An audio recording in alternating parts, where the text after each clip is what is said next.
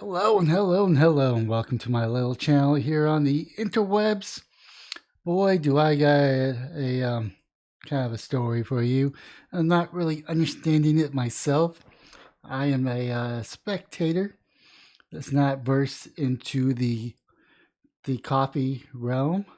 I mean, my idea with coffee is go to the store, buy a monster Java, and pretty much call it a day. And then I recently kind of started buying some coffee beans. I got two blends that I buy from my local HEB, and I blend them together.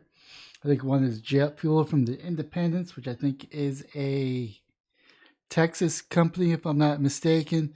And there's this other one that has like I want to say Honduras, but I'm not 100% sure, which is more of a specialty blend according to the packaging.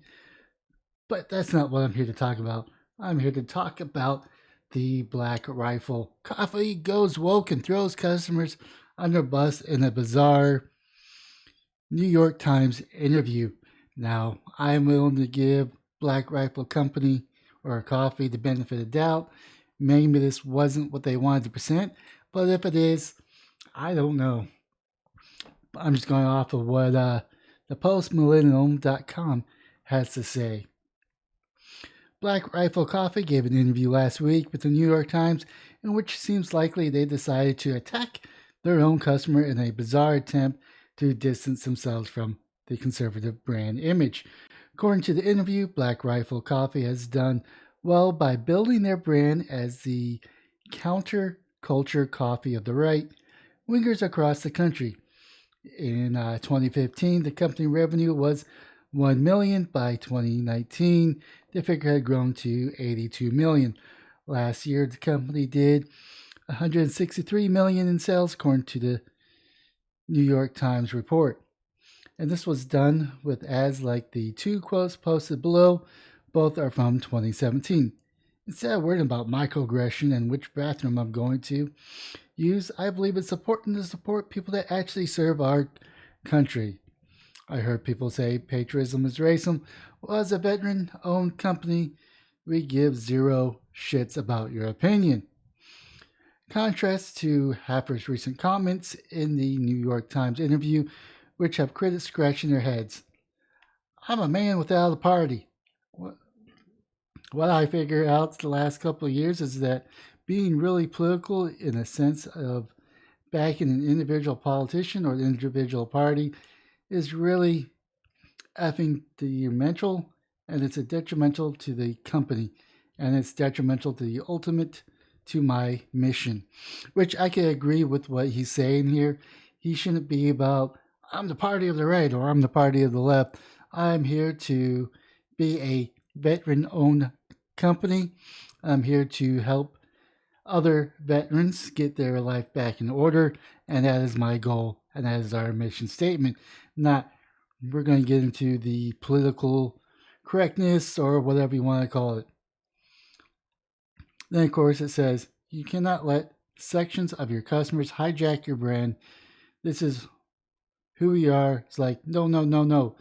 We define that, which I agree with that. You should not let your customers hijack your brand.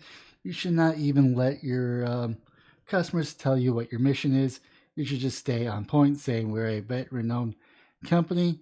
We're here to help other veterans and law enforcement, and we happen to like guns, and leave it at that. Just have you define yourself and not the customers that define you.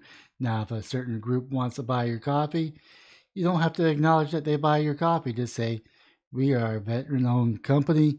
We're here to support our veterans and our law enforcement, and that should be it. But of course, they couldn't go on. It says, I hate the racist, proud boy ish people. Like, I'll pay them to leave my customer base. I'll gladly chop off all those people out of my effing customer database and pay them to get the F out. You know, that's kind of harsh. I mean, because I don't really think the Proud Boys are racist when they have a well diverse group, and one of their leaders is I think, Cuban black or black Cuban. So I don't really think that, I mean, they could be racist, but what they're calling out to be racist, I don't think they fall under there, but it's just my personal opinion. There's a strong speculation among many of these types of the statements that may erode Black Rifle's hard-won customer base loyalty. People being made of the New York Times interview have quick their voice and disconnected on social media, which I would suggest. In addition to being a bunch of virtual signaling disloyal jerks, Black Rifle Coffee makes really crappy coffee, says Will Chamberlain. Yeah, like I really care what he has to say. It's not like Black Rifle doesn't have a lots up for it, up and coming competition, either right wing brew or in its own turn, hoping to capitalize on what they see as a huge blunder on the part of the Black Rifle. Carl Higbee, a Navy SEAL, author, and the host of the show on Newmax, plans on aggressively getting people to switch over to his brand, which has no problem continuing support for its conservator base. And that's pretty much it. Oh, and there's comments. I am not going to read the comments. Of course, you got their, decline. Their website. Let's see here. God, dude, seriously? I hate these pop ups. Let's see here. What are they about? About us. Let's go to their About Us and see what they have to say. I'm not going to watch your video of Even Heifer. Who we are. We're a Black Rifle Company. It's a veteran-owned coffee that's serving premium coffee for people who love America. We develop our explosive roast profiles with the same mission focus that we learned in the military. Members serving great country as we're committed to support veterans, law enforcement, and first responders. With every purchase we make, we give back.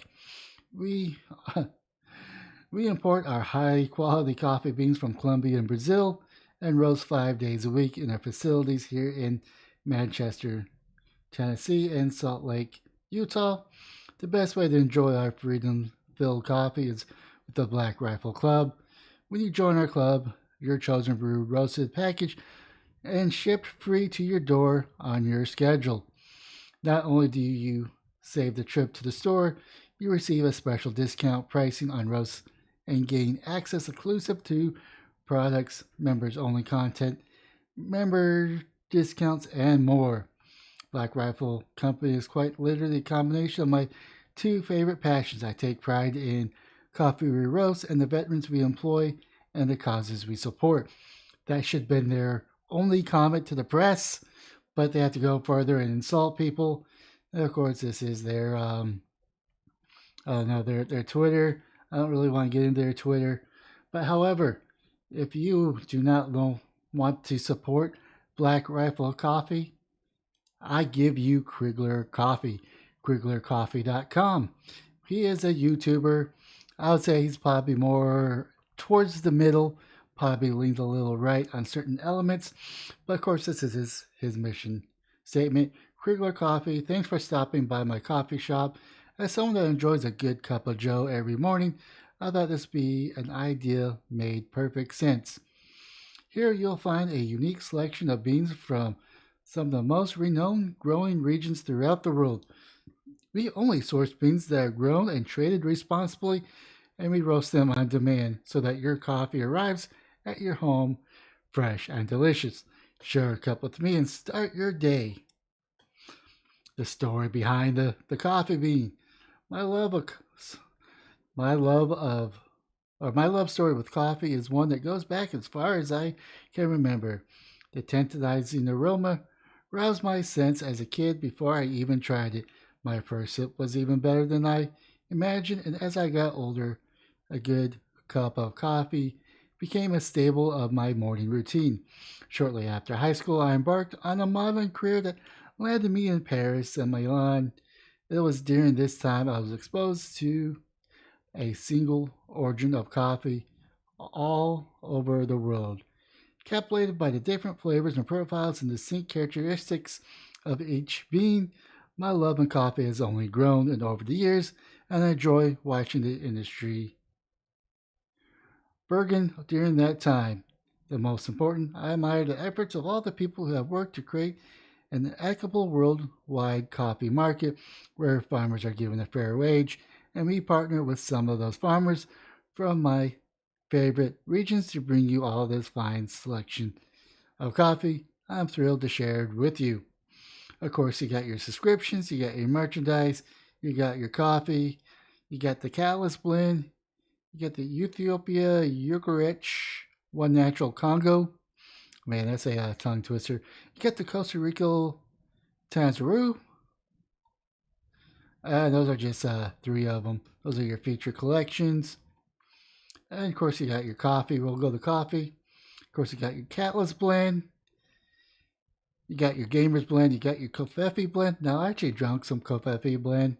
Now, I had it ground up because I didn't have a grinder at the time for my cold brew. It wasn't too bad. Of course, I'm not going to say you again. Or you again. You got your Pure Peru FTO Manju Akurama. And you got your sticker espresso. You got your fake news Rose decaf, also known as CNN decaf, and of course you got your Commodore Reserve. And of course those prices are kind of on par with what I'd be paying at the store, plus shipping and handling, and plus it's going to a YouTuber, which is also to help his cause. Anyways, that's all I have. Leave a comment down below on what your thoughts on the whole situation here. Did I miss anything important? Did I not miss anything? Did I overlook something? What are your thoughts about Black Rifle Coffee? And are you willing to give Adam Krugler a shot? Anyways, leave a comment down below on what your opinions are. Smash the like and subscribe button. But most importantly, have yourself a wonderful day, morning, or evening.